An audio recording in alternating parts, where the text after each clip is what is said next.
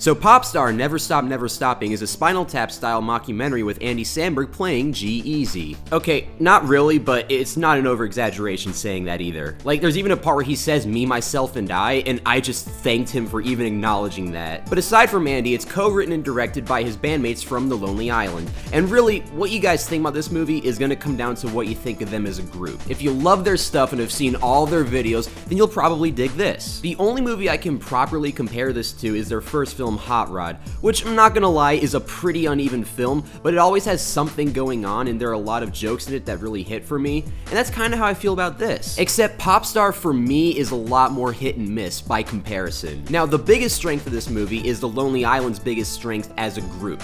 If you've noticed, their songs hardly, if ever, go past 3 minutes because they know they should leave you wanting more. And I could feel that mentality going on with the whole movie. Even if some gags went on a bit too much for me, when it was over, they were already onto something else and had me enjoying myself again. And speaking of their music, if you come to this with nothing else in mind, then it's The Lonely Island, their songs are funny, so the songs in here must be funny also.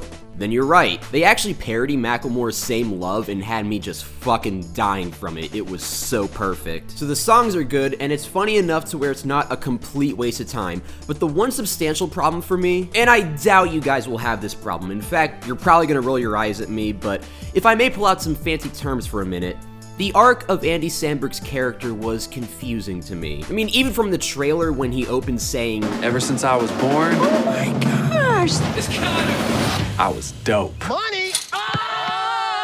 So is he an idiot savant, or is he a dumb pop star with too many people stroking his ego? And the whole movie rides on that premise, so the joke of the movie isn't really consistent a lot. I mean, it's not distracting, but it is something that kept occurring to me as the movie played out. I mean, Hot Rod has a lot of the same problems as this movie, except Hot Rod has enough funny jokes in it that those moments aren't as jarring in my mind. I know, I'm really stretching here, but just shut up. Overall, I don't regret having seen it. I enjoyed it on the level it was going for, and would recommend it to other Lonely Islands fans. Personally, I'm caught somewhere between a 2.5 and a 3 simply because it was so hit and miss, but I'll stick with a 3 for now. If you really want to know what I think, I'd say wait to rent this, get some friends together, and watch it that way. I think it's more suited for that. But if you did see it, what did you think of it? Let me know in the comments what you thought, and I'll see you guys next time.